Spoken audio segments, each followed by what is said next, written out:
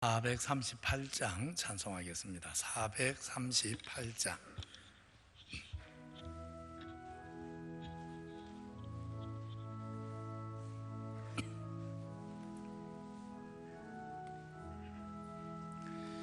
내 영혼이 은총 입어 중한 죄지 벗고 보니 슬픔 많으니 이 세상도 천국으로 화도다. 할렐루야 찬양하세. 내 모든 죄 사함받고 주 예수와 동행하니 그 어디나 하늘나라. 주의 얼굴 뵙기 전에 멀리 뵈도 하늘나라. 내 맘속에 이루어지니 날로 가깝도다. 할렐루야 찬양하세. 내 모든 죄 사함받고 주 예수와 동행하니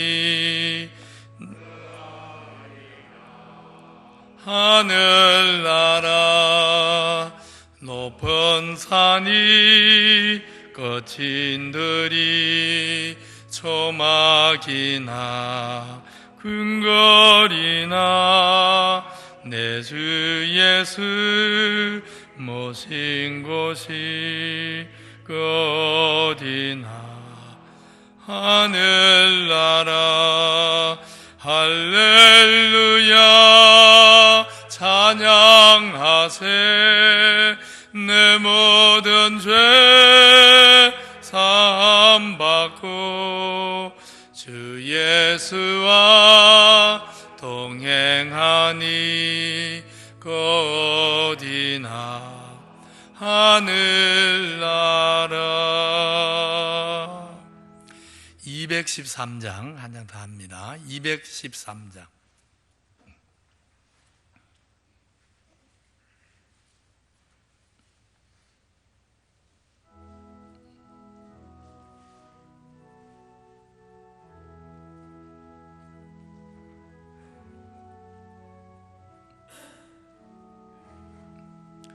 나의 생명 드리니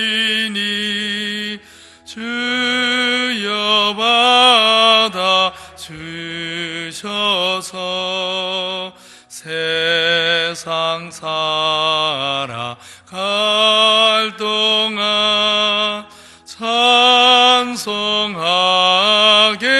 하소서. 손과 발을 드리니 주여 받아 주셔서 주의 일을 위하여 민첩하게 하소서. 나의 음성 드리니 주여 받아 주셔서 주의 진리 말씀만 전파하게 하소서. 나의 보화 드리니 주여 받아 주셔서 하늘나라 위하여 주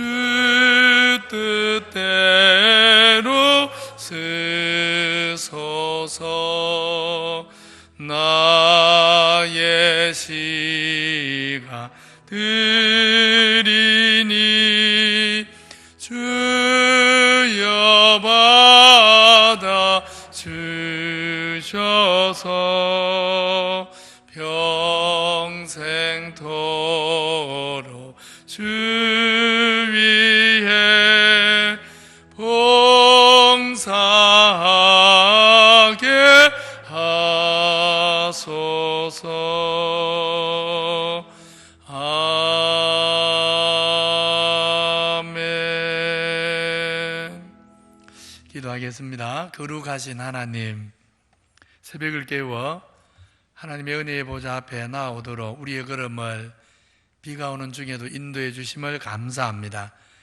때를 따라 비를 내려주시는 하나님이 우리 심령에는 또 때를 따라 은혜의 단비를 허락하여 주옵소서. 오늘 새벽에도 기도하는 가운데 하나님을 만나게 하시고 정결함을 더 잊게 하시며 우리를 사랑하시는 하나님의 마음을 깊이 체험하는 은혜가 있게 하여 주옵소서. 말씀과 성령으로 우리 모두의 마음을 날마다 새롭게 해주심으로 말미암아 우리 심령이 메마르지 않게 해 주옵소서. 말씀을 들어도 반응할 수 없는 메마른 심령이 아니라 늘 은혜에 젖어 있어서 작은 일에도 감사하고 작은 일에서도 하나님의 사랑을 느끼고 작은 일 속에서도 우리를 향한 하나님의 섭리를 깨달을 수 있는 민감한 영혼, 민감한 믿음 가질 수 있도록 축복하여 주옵소서. 거룩하신 하나님 아버지, 한국교회와 또 우리 기장교회 위에 긍휼을 베풀어 주옵소서. 성령의 능력으로 역사해 주옵소서. 구원의 방주가 되도록 생명의 은혜를 다시 부어 주옵소서. 강단에서 전거되는 말씀이 생명의 능력이 있어서 성령이 쓰시는 하나님 말씀이 되어서 영혼들이 살아나게 해 주옵소서. 상처받은 심령들이 위로받고 치료되는 은혜가 있게 해 주옵소서. 진리의 기둥과 터가 되어서 우리 성도들이 길 잃지 않고 의의 길, 생명의 길로 인도함을 받게 하여 주옵소서. 부족한 사람들이 그리스도의 사랑으로 함께 지어져가는 성령의 공동체가 되어서 세상에서 소망 잃은 사람들이 이곳에 와서 평안과 위로와 안식과 삶과 영혼의 보금자리를 얻는 주의 몸된 교회가 되게 하여 주시옵소서.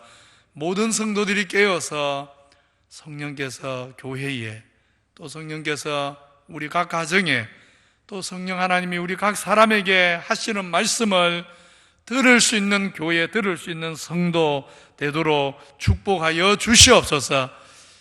7 등불이 되신 성령님이 우리 모든 성도들 속에 7 영으로 역사해 주심으로 말미암아 하나님 정말 날마다 변화되어 가게 하시고 날마다 하나님의 뜻을 분별하여 순종함으로 하나님의 나라가 우리 가운데 임하게 하여 주시옵소서. 내일은 주일입니다. 말씀 전하는 모든 사역자들 오직 성령의 도우심으로 성령의 감화로 말씀 사역 감당하게 하시고 우리 모든 성도들도 성령의 기쁨으로 도를 받아서 믿음의 역사와 사랑의 수고와 소망의 인내를 나타내게 하여 주옵소서. 찬송과 기도 가운데 하나님의 임재를 체험하게 하시고 하나님의 영광을 보게 하시며 하나님의 음성을 듣게 하시고 우리를 향한 하나님의 마음으로 부원받는 예배가 되게 하여 주옵소서. 거룩하신 하나님, 김기현 성도님, 또 김순희 집사님, 또 특별히 최충길 집사님, 주께서 긍휼을 베풀어 주옵소서. 생사화복이 주께 사오니 거룩하신 주님, 기장교회 성도들이 지체를 위해 기도하게 하시고 우리가 한 마음으로 아뢰는 기도를 들으셔서 귀한 성도들 속에 다시 사는 은혜를 허락하여 주옵소서. 그 외에도 최성희 권사님, 또 우리 김규찬 집사님에게도 하나님 이 시간에도 찾아가셔서 위로하시고 사랑의 손으로 친히 만져 주옵소서. 오늘도 하늘 보좌에 앉으신 우리 하나님을 믿음의 눈으로 바라보는 시간 되게 하시고 하늘 보좌에 계신 하나님이 만왕의 왕이신 줄 알고 세상을 이기는 담대한 믿음 위에 서게 하시며 세상이 말하는 여러 가지 거짓된 사상이 아니라 하늘 보좌의 영광의 왕으로 계신 하나님의 명령을 듣고 하나님의 말씀을 들으며 그 왕의 나라를 위해 오늘 하루와 남은 인생의 날 믿음으로 달려갈 수 있도록 우리의 왕 되신 하나님, 우리를 다스려 주시옵소서. 예수님 이름으로 기도하옵나이다. 아멘. 하나님 말씀은 고린도전서 8장입니다. 고린도전서 8장.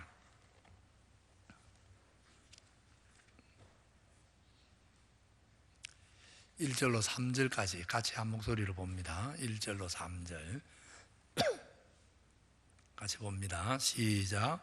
우상의 제물에 대하여는 우리가 다 지식이 있는 줄을 아나 지식은 교만하게 하며 사랑은 덕을 세우나니 만일 누구든지 무엇을 아는 줄로 생각하면 아직도 마땅히 알 것을 알지 못하는 것이요, 또 누구든지 하나님을 사랑하면 그 사람은 하나님도 알아주시느니라. 아멘. 13절 한 구절 같이 봅니다. 13절 시작.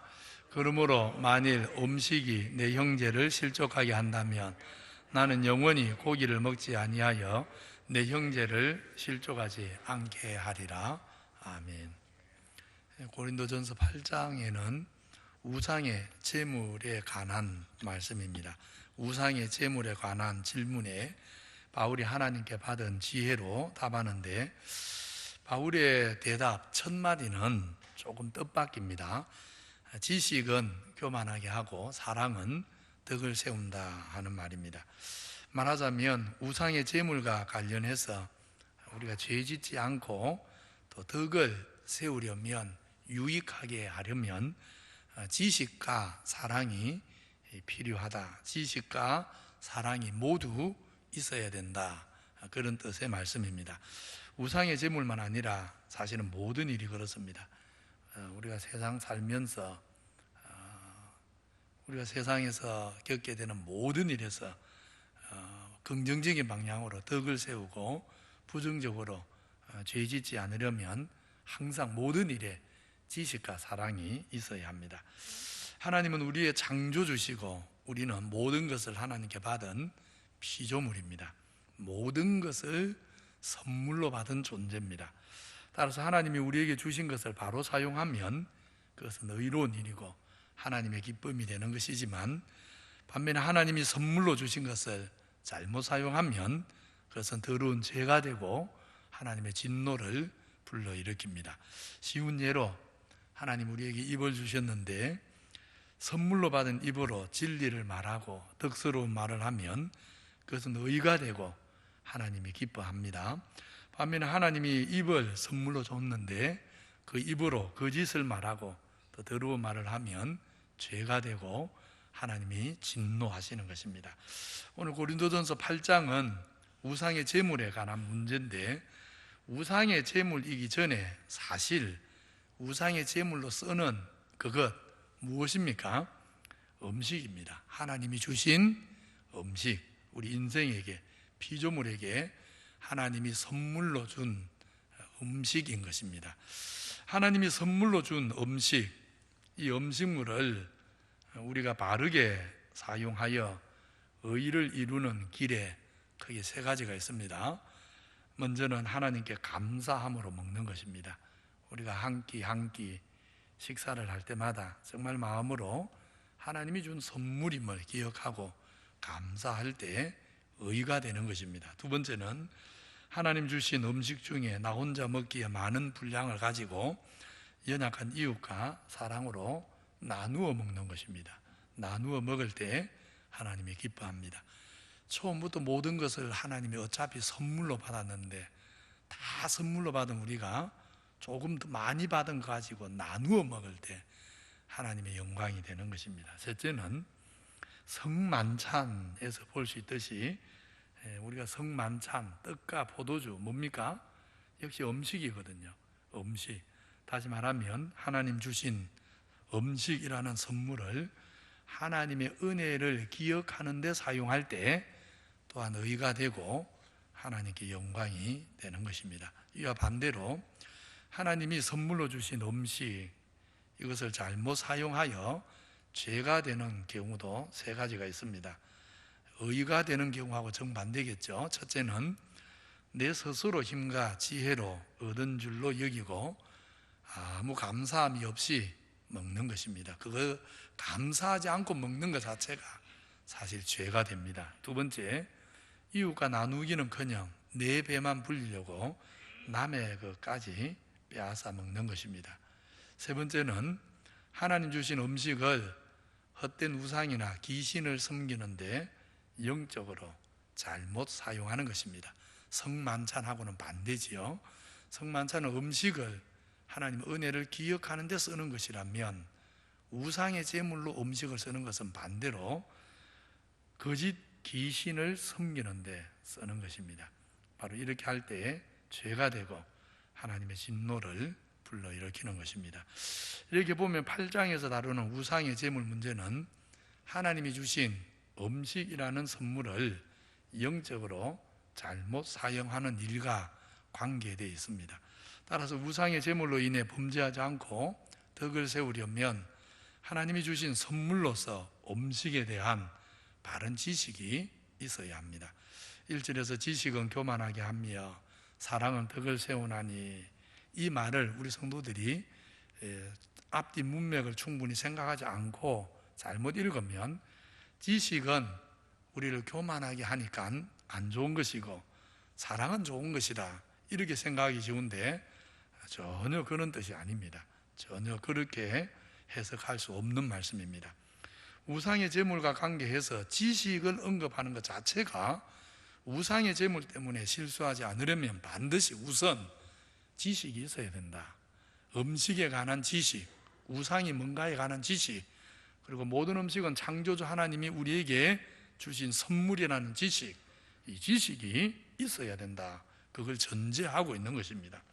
사실 지식은 세상 사는 일에는 물론이고 올바른 영적 삶, 영생으로 나아가는 삶을 위해 반드시 지식이 있어야 됩니다. 호세아 4장에서는 내 백성이 지식이 없으므로 망한다 그랬습니다. 사실 올바른 지식, 진리를 몰라서 인생들이 겁없이 창조주 하나님을 대적하고 그러가신 하나님의 뜻을 거슬러서 멸망의 길을 가는 것입니다. 바른 지식이 있으면, 바른 진리를 알면 하나님을 대적하지 않습니다. 바른 지식을 가진 사람은 하나님을 경외하며 사는 것입니다. 하나님의 뜻을 따라 살아가는데 반드시 지식이 있어야 합니다. 지식이 없으니까 엉뚱한 고집을 피우고 작은 자기 생각이 전부인 줄 알고 많은 것을 판단하려 드는 것입니다. 바르게 교회를 섬기는데도 반드시 올바른 지식이 있어야 됩니다. 내가 얼마나 무지한가를 늘 생각하면서 바른 지식을 추구해야 됩니다. 이렇게 바르게 사용하면 지식이라는 것은 하나님과 이웃을 바르게 섬기는 도구인데, 문제는 지식이 잘못 사용되는 것입니다. 지식이 잘못 사용되면 엄청난 파괴적인 힘을 갖게 되는 것입니다. 무지가 엄청난 파괴적인 힘이 되듯이 역으로 재미있게도 지식도 잘못 사용하면 파괴적인 힘을 갖습니다. 그래서 지식이 잘못 사용되면 우선 자기 자신이 교만해집니다. 스스로 교만해져서 하나님 앞에 패망의 길을 걷게 됩니다. 또 지식을 잘못 사용하면 다른 사람을 무시하고 내 이익을 위해서 다른 사람을 교묘하게 이용하는데, 지식이 있어야 남을 이용하지 지식이 없는 사람 남을 이용 못합니다. 그래서 지식이 잘못 사용되면 자신도 망하게 하고 이웃도 망하게 하는 것이 지식입니다.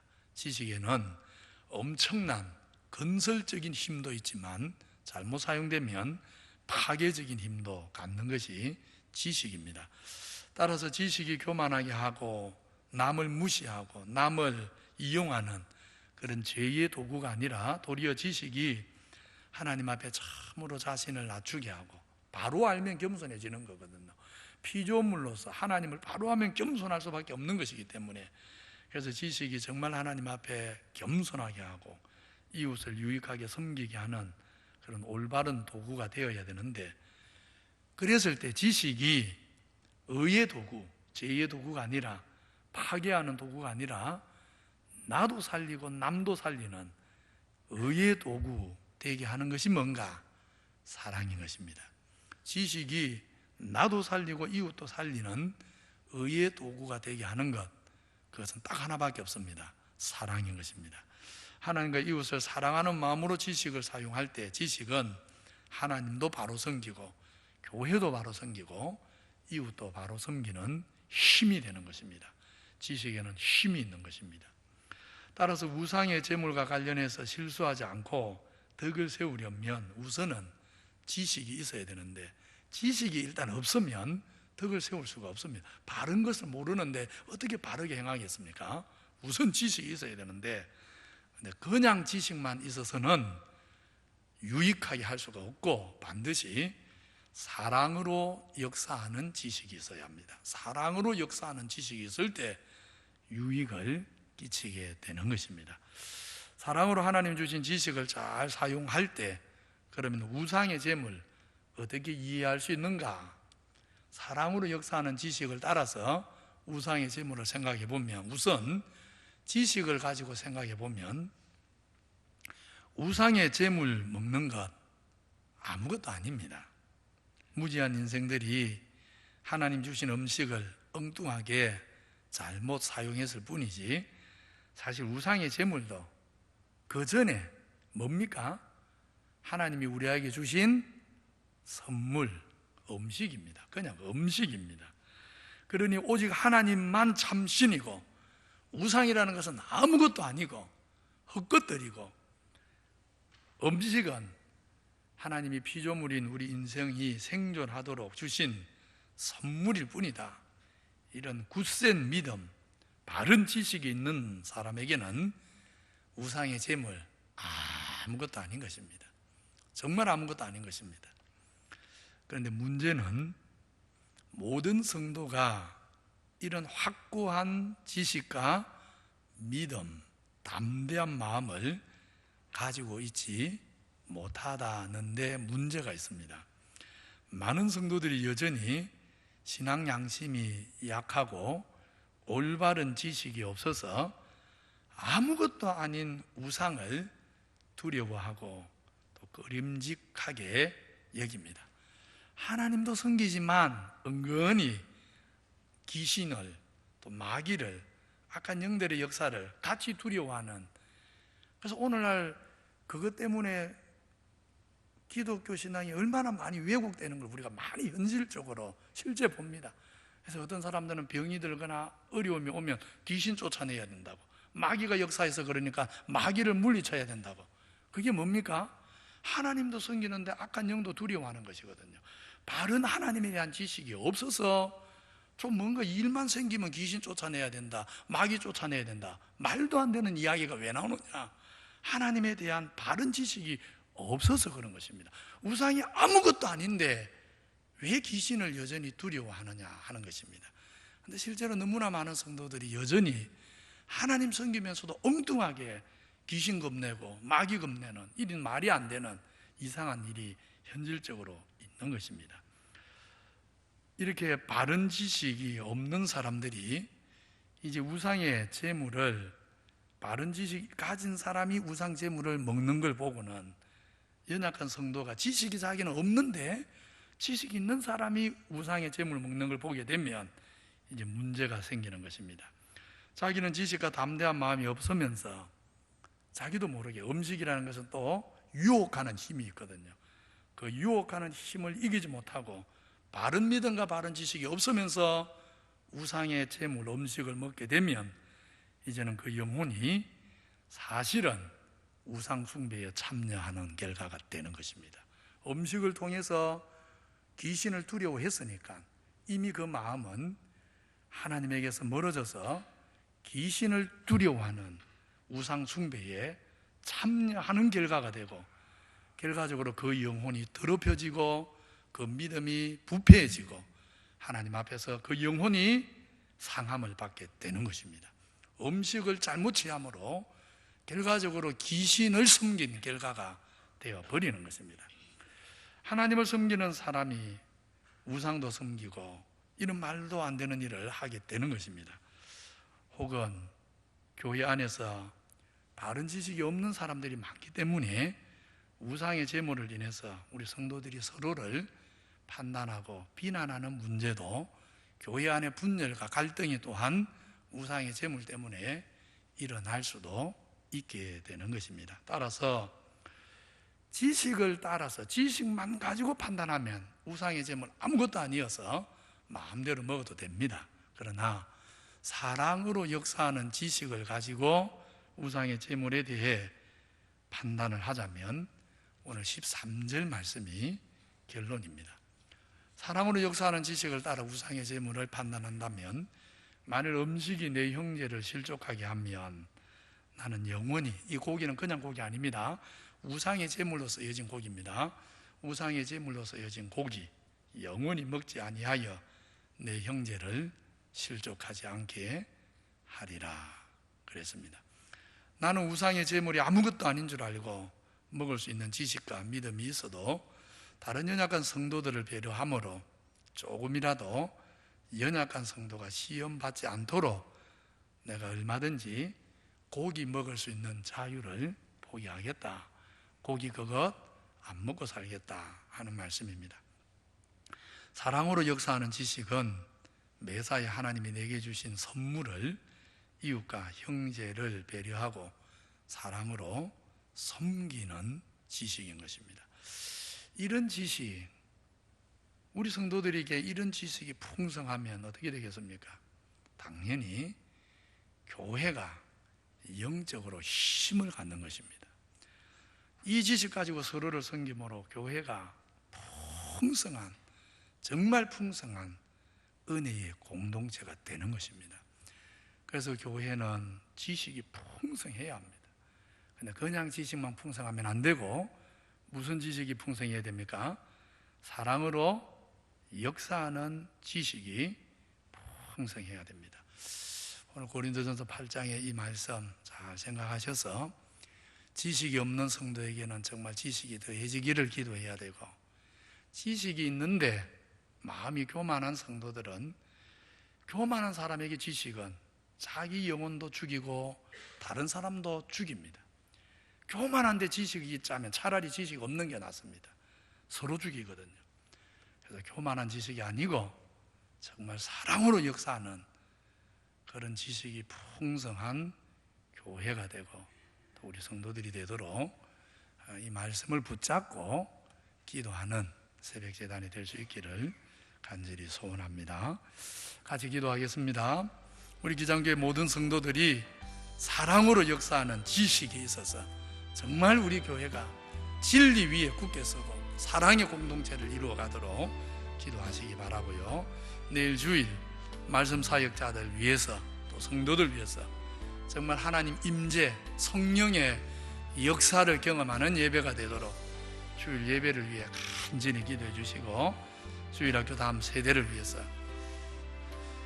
또 우리 교회가 정말 기도하는 교회가 되었으면 좋겠습니다. 정말 뜨겁게 기도하는 교회. 어제 미국에서 오신 우리 고신의 후배 목사님 한 분 오셔서 같이 저녁 식사를 하고 한참 교제를 했는데, 우리 고신 출신 목사님인데 이제 이민 목회다 보니까 미국에서는 뜻밖의 순복음 계통의 교회 청빙을 받아서 조금 규모가 있는, 미국에서 한 500명 되면 큰 규모거든요. 한인교회로서 목회를 잘하고 계신 분인데 그러시더라고요. 고신 목사인데 미국 갔더니 하나님이 순복음 교회 같은 교회를 붙여줬는데, 성도들이 자기는 조용히 기도하는데 성도들이 얼마나 뜨겁게 기도하는지, 기도가 살아있으니까 교회가 살아난다면서 제가 사실 많이 감사했고, 아직 그런 교회들이 있구나 또 솔직히 부러웠습니다. 정말 기도하는 교회가 되었으면 좋겠어요. 기도해야 교회가 삽니다. 기도해야 교회가 삽니다. 우리 성도님들 정말 부러지죠. 기도해야 교회가 삽니다. 물론 조용히 기도하는 거 필요합니다. 개인이 기도할 때는 조용히 해야 됩니다. 그런데요, 교회로 모일 때는 부러지져야 됩니다. 우리 성도님들이 다시 성경을 잘 읽어보시면, 특별히 시편 잘 읽어보십시오. 조용히 기도할 때가 많았는지, 시편 기자들이 부르짖어 기도할 때가 많았는지. 시편에요, 묵상으로 기도하는 말씀도 나옵니다. 조용히 기도하는 말씀. 근데 시편에는 대부분이 부르짖어 기도합니다. 시편은 대부분 부르짖어 기도합니다. 기도를 회복해야 합니다. 기도를 회복해야 됩니다. 정말 기도를 회복해야 합니다. 그래서 정말 그 기도를 회복해서 성령이 나를 통해 하시는 기도, 기도하는 가운데 하나님의 특별한 정말 임재가 경험되는 기도, 기도가 살아나면 좋겠습니다. 정말 기도가 살아나면 좋겠습니다. 다 같이 주의 이름 한번 부르고 기도의 자리로 나아가겠습니다. 주여, 거룩하신 하나님 아버지, 새벽에 주의 백성들 기도의 자리로 부르셔서 하나님 나라를 위해서 하나님의 뜻을 구하며 기도하게 하시니 감사합니다. 우리에게 부르짖는 영을 주시고, 기도의 영을 주시고, 감사의 영을 주시고, 회개의 영을 주시고, 간구하는 영을 주시고, 아버지 하나님, 성령으로 말미암아 부르짖어 기도할 수 있도록, 주여 우리의 입이 열려서 기도할 수 있도록 주님 은혜를 베풀어 주옵소서. 아버지 하나님, 기도하는 교회가 살아나고, 기도하는 성도들이 살아나고, 기도하는 가정이 살아날 줄 믿습니다. 기도할 때 우리 한국이 살아날 줄 믿습니다. 이 민족이 또한 기도하는 교회가 있을 때, 기도하는 성도들이 있을 때 하나님이 우리 민족을 버리지 아니할 줄 믿습니다. 아버지 하나님, 기도할 수 있도록, 주여 부르짖어 기도할 수 있도록 주님 은혜를 베풀어 주옵소서.